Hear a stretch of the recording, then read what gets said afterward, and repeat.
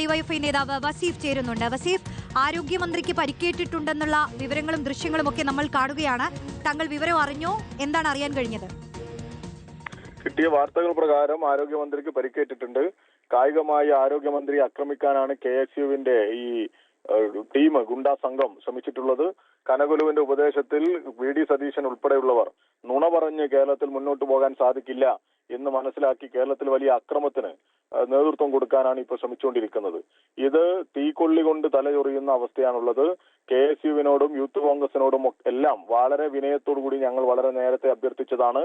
നിങ്ങളുടെ സമരങ്ങൾ അതിരുവിടുന്നു, നിങ്ങൾ ബോധപൂർവമായി ഇവിടെ അക്രമത്തിന് നേതൃത്വം കൊടുക്കുന്നു.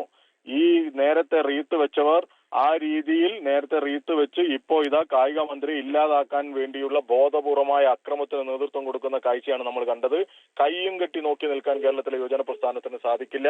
കേരളത്തിലുടനീളം വലിയ പ്രതിഷേധവും പ്രതികരണം ഉയർന്നു വരും.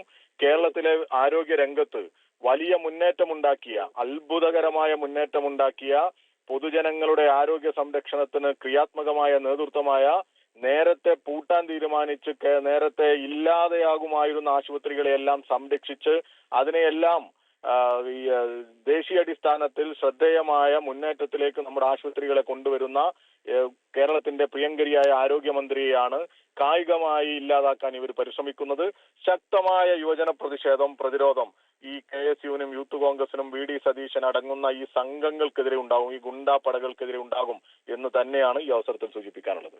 ശരി, വസീഫിന്റെ പ്രതികരണമാണ് കേട്ടത്. ആരോഗ്യ മന്ത്രിക്ക് നേരെയുള്ള ആക്രമണം, റെയിൽവേ സ്റ്റേഷനിൽ വെച്ചുള്ള ആക്രമണമാണ് ഉണ്ടായിരിക്കുന്നത്.